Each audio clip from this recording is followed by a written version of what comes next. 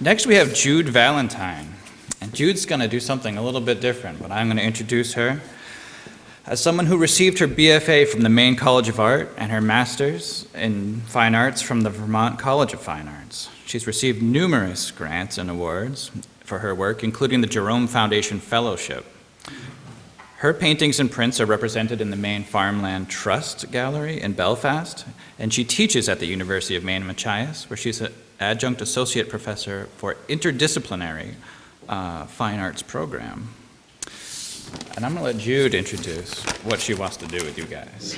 I just, first of all, want to express my gratitude to Mark for giving me that 5 weeks to work on Monhegan. It came at an amazing time. I had a number of commissions to complete.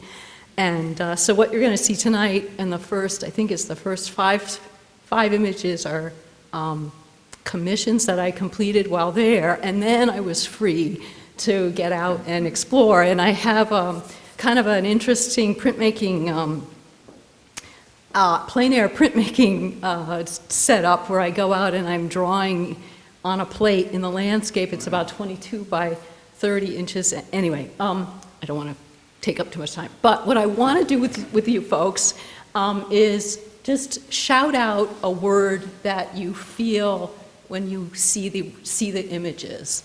Okay, so I don't want you to be shy. I mean, it can be feeling, it can be about color, line, texture, form, anything really. So just please share, because I'm really interested. I do visual thinking strategies as a museum educator, former museum educator, and I'm really interested in engagement with what you see, not just what I tell you that I've seen, if that makes sense. So I want to make sure that so that we share. So what's going on in this picture? Yes, don't raise your hand. No, just very dramatic. Dramatic. Great colors. It's just like so vibrant. Keep it coming. Vibrant. Vibrant. Full of light. Full of light. Contrast. Great. More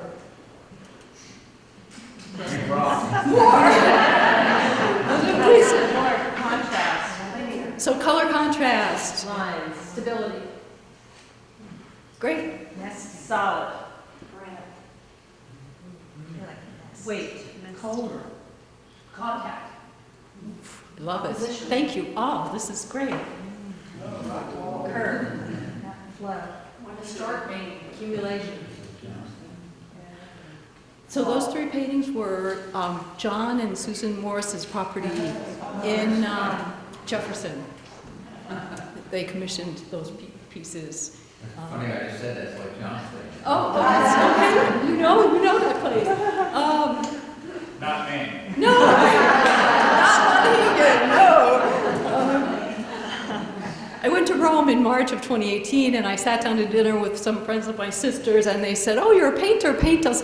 We'd love to commission you." So I was like, okay, I'm going to be printmaker and painter. Okay, so these are my iconic, okay. Anything else, anything you want to add to these? Stories. These are prints. Repetitions. Great. Great. Grandeur. Yeah, grandeur. The Pantheon. Yeah.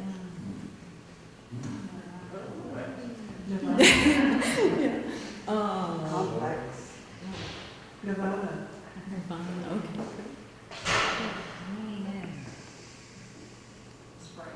Sprite, yeah. All right. So this was a preparatory print for those three prints that you just saw were the pieces that ended up in their collection. They're a monoprint printing technique that I have developed on glass or film. And the color in this is the Monhegan work. So the color, the actual work based on Monhegan. And the color in these are prints and solar paint. So they were developed, like the print, the black was the print, was the negative, and then they were developed on the paper. Any thoughts? Because you don't have to stop.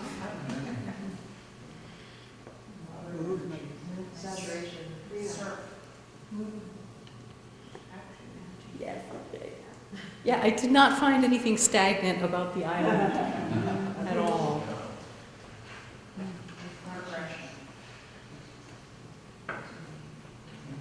Yeah, anything else? Come on, keep it coming. Yeah, so these are just, yeah. And the palette is quite light, quite clean. Yes, and very limited. Water-based thing? Water-based, yeah. I'm totally free of toxic printmaking, yes. But the color is as dramatic as the first one. Oh, you mean the pastels? Yes. Yeah. Are these details or is it the whole image? That's the whole image, yeah. Exploration. Yes, I did scramble down on the rocks. I was inspired by those images of Rockwell Kent going down, you know, and hanging out on the cliffs. So I did go off the beaten path and, okay, so then I just had bought an iPad. So I started playing, and so these are also from Monhegan, but really just kind of settling into the elements of the place rather than trying to be representational.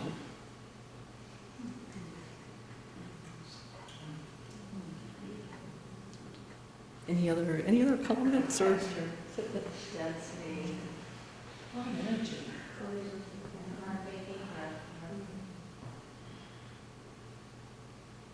think that might be the last. No, there's a couple more. The Cathedral Woods was the inspiration here.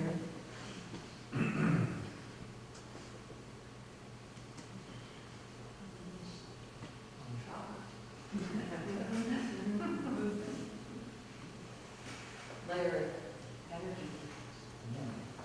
Yeah, kind of looking back, like being down on the bottom of the cliff and like, or at the bottom. I can't remember which beach it is. There's only one, I think, but you're like down at the bottom and you're looking up, and the sense of scale is just like you're like this big. You're dark to light or light to dark with an iPad? Oh my God. I really don't know. I just kind of, I think I work both ways. So there's a lot of layering that I kind of, or like erasing and layering and erasing and layering. And Are you limiting your palette or is the palette your iPad? I'm limiting my palette because I can just get too carried away and get, and I feel like the limitations really help me to be more clear. Sometimes less is more. How do you print them after, like, what's the process after you make them on the iPad? Do you print any on paper? They exist in a digital world, or? They're both digital, and then they're output to a 24-inch Epson printer. Inkjet? Yes, I think it's just a large format inkjet printer. But they're printed on matte paper. And sometimes I work on the paper first and then run them through. So sometimes there's a luminous digital, not digital, but a ground that I work with, and then layer on top of that with the print. You can actually see like a cloud and it's like there's a deep distance at the top in a way, that illusion of sky and a big white mass really does feel actually almost like a traditional landscape. Yeah, it's kind of surprising to me too, like that these really were, so the landscape was my inspiration, but I was really just playing and then letting things kind of come up through the layers as I was working. What program are you using on the iPad? I think it was just, I think I was just drawing in preview, if I'm not mistaken. So, I was just drawing and then layering stuff in preview. So I draw and turn it into a JPEG and then layer it, and then turn it back into a drawing and then layer it and draw some more. Has it changed the way you use traditional drawing tools? Yes. So I'm much more interested in mixing media now, and then working on prepared papers, which may have some metallic pigments in them, or you know, not being so precious. I think with the traditional techniques, I feel much more. For some reason, it seems to have freed me up a little bit from being very precise and exacting. And although I love that part of working, I think I could, you know, on my bad days, I went too far, you know, to the exactness, and didn't have enough fun. So these really helped me to have more fun and be more, have more of myself in the work.